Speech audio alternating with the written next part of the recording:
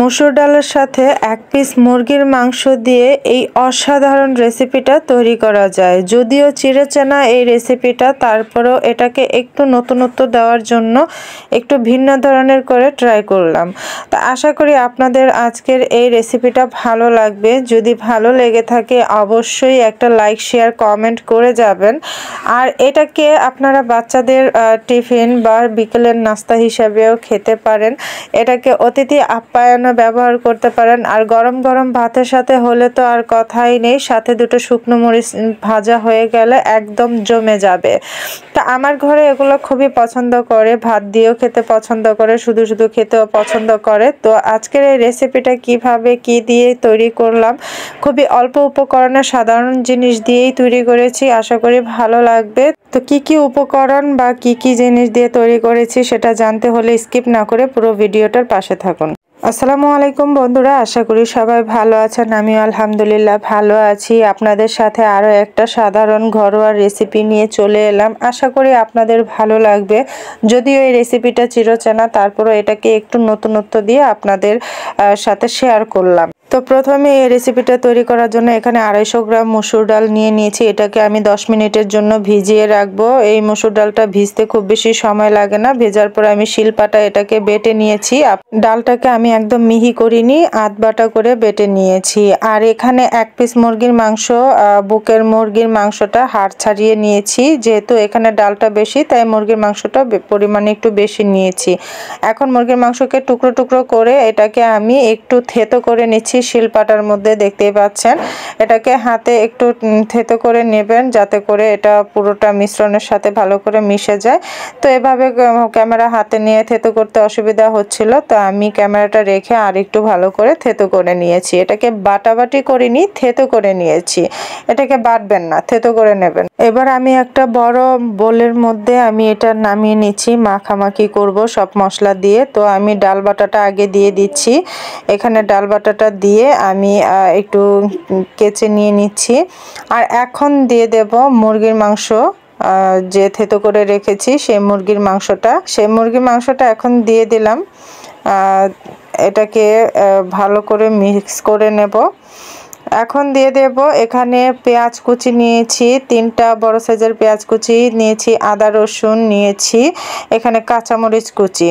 তো আদা রসুন বাটা এখানে প্রায় 2 টেবিল চামচের মতো আছে। তো এখন দিয়ে দিচ্ছি গরম মশলা গুঁড়ো। এটা গরম মশলা আমি করেছিলাম। তো এটা দিয়ে দিয়েছি ধনিয়া গুঁড়ো, দিয়ে দিচ্ছি জিরা গুঁড়ো 1 চা চামচ করে, দিয়ে দিচ্ছি লবণ স্বাদ অনুযায়ী, আর দিয়ে দিচ্ছি হলুদ। তো এখানে যেহেতু কাঁচামরিচ ব্যবহার করেছি, এখানে শুকনো মরিচের গুঁড়াটা দেইনি, আপনারা চাইলে দিতে পারেন, কারণ কাঁচামরিচ এখানে যথেষ্ট পরিমাণের ছিল। আপনারা চাইলে সাথে শুকনো মরিচের গুঁড়াটাও ব্যবহার করতে পারেন আপনাদের ঝাল অনুযায়ী। এবার এই সবগুলো উপকরণকে আমি হাতে ভালো করে মাখিয়ে নেব। প্রায় 5 মিনিট ধরে এটাকে মাখিয়ে নেব, যাতে করে মুরগির মাংসের সাথে মশলা বা মশলার সাথে ডাল বাটা সবকিছু একসাথে মিলে একাকার হয়ে যায়। তো এটাকে আমি ভালো করে মিশিয়ে নিয়েছি। দেখুন কত সুন্দর হয়েছে, আর গ্রানটা দারুণ হচ্ছিল। তো আমি এখানে অফ ক্যামেরায় টালা জিরা গুঁড়া যেটা আছে ওইটাও দিয়েছিলাম, ওইটা থেকে সুন্দর একটা স্মেল আসছিল। তো আমার এটা পুরোপুরি মাখা হয়ে গেছে। এখন আমি ভাজাভুজি করতে চলে যাব। তো আমি ভাজাভুজি করার জন্য আগে থেকে কড়াইতে তেল দিয়ে রেখেছিলাম। এটা এখানে আমি আগেও 4-5টা ভেজেছিলাম, আমার ছেলে মেয়েরা খেয়েছিল, তো ওইটার ভিডিও করা হয়নি। এখন আমি এখানে পরবর্তী করছি। তো আমি এরকম এক এক করে সবগুলো দিয়ে দেব। তো অনেকে এটাকে ডালের বড়া বা পেঁয়াজু বলে জানি। তো এটা গরম গরম ভাতের সাথে খেতে এমনিতেও ভালো লাগে। আর এই মুরগির মাংস দিয়ে এই ডালের বড়া বা পেঁয়াজুটা বিশ্বাস করেন একদম অসাধারণ ছিল, খেতে একদম কাবাবের মতো লাগছিল। তো অনেকটা প্রায় কাবাবের মতোই। এটা ভাত, পোলাও বা এমনিও নাস্তা হিসেবে বা বাচ্চাদের টিফিন হিসেবে ব্যবহার করতে পারেন। এটা খুবই মজাদার একটা নাস্তা। তো এই নাস্তাটাকে আপনারা এভাবেও খেতে পারেন, আর ভাতের সাথেও খেতে পারেন। তা আমি যেহেতু ভাতের সাথে খাওয়ার জন্য করছিলাম, আর জানি এটা ভাতের সাথে খাওয়ার আগেও ভাজতে ভাজতে আমার প্রায় অর্ধেকটা এমনিই খাওয়া হয়ে যাচ্ছিল। তো ভিডিওর জন্য বলে বলে রাখছিলাম যে পরে খাও, ভিডিও করে নিই, তারপরে খেয়ে নিও। তো এভাবে করে আমি উল্টে পাল্টে ভেজে মচমচা করে ভেজে নিচ্ছি, যাতে করে খেতে একদম ক্রিস্পি লাগে, একদম সুস্বাদু লাগে। তো এটাকে প্রায় ডুবো তেলের মধ্যে ভাজতে হবে, একদম ডুবো তেল না হলেও একদম অল্প তেল দিয়ে না, এটাকে ডুবো তেলে ভাজলে মচমচাটা বেশি হবে আর এটার ভাজাটাও সুন্দর হবে। তো এটা প্রায় হয়ে আসছে, তো আমি আরও একটু ভাজা করব, এটা এখনও ভাজাভাজি হয়নি, তো আমি আরও কিছুক্ষণ রাখবো। তো এটাকে উল্টে পাল্টে ভাজা করে আমি নামিয়ে নেব। তো দেখুন প্রায় ভাজা হয়ে গেছে, এখন আমি এটাকে নামিয়ে নেব।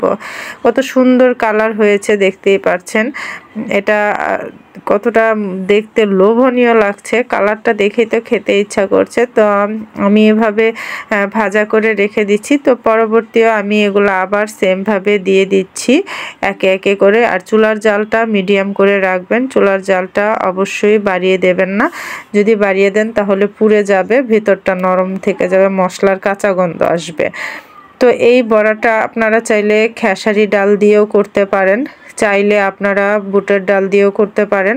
আমি মশারি ডাল দিয়ে করলাম, কারণ মশারি ডাল সবার ঘরেই অ্যাভেলেবেল থাকে, যাতে সবাই নাস্তাটা করে খেতে পারে, তাই এটা করা। তবে খেসারি ডাল দিয়ে করলে সেটা আরও বেশি ভালো লাগে, আর মসুরি ডাল দিয়ে করলে সেটাও ভালো লাগে, একদম সেম কাবাবের মতো। আপনারা না খেলে বুঝতেই পারবেন না, না খেলে সত্যিই মিস করবেন এই মশারি ডালের রেসিপিটা, যে এত সুস্বাদু হয়, এত দুর্দান্ত হয়।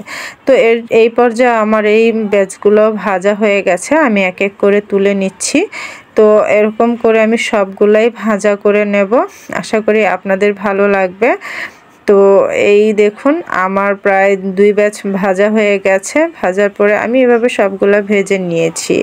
তো দেখুন কত সুন্দর হয়েছে অনেকগুলা, একদম আমার ঘরে তো এগুলা একেবারেই সবাই খেয়ে নিয়েছি এক নিমিষেই।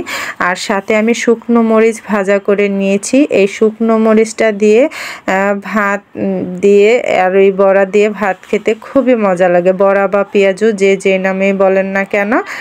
তো আজকের এই রেসিপিটা কার কাছে কেমন লেগেছে নিশ্চয়ই কমেন্ট বক্সে জানাতে ভুলবেন না। আপনাদের মূল্যবান মতামত আমার জন্য অনেক গুরুত্বপূর্ণ, আপনাদের মতামত থেকে অনেক কিছু শিখতে পারি, অনেক ভুল ত্রুটি গুছিয়ে নিতে পারি। আর আমার যে আপুরা ভাইয়ারা এখনো পর্যন্ত এই ভিডিওটা ধৈর্য ধরে দেখছেন, একটা লাইক করতে ভুলে গেছেন, প্লিজ একটা লাইক করে দেবেন। তো আশা করি আপনাদের এই রেসিপিটা আজকে ভালো লেগেছে। দেখুন ভিতর থেকে ভেঙে দেখাচ্ছি, মাংসটাও দেখা যাচ্ছে। তো আবারও তোমাদের সাথে নতুন কোনো ভিডিওতে দেখা হবে, ততক্ষণ পর্যন্ত তোমরা সবাই ভালো থাকবে, সুস্থ থাকবে এবং একে অপরের পাশে থাকবে। আল্লাহ হাফেজ, আসসালামু আলাইকুম।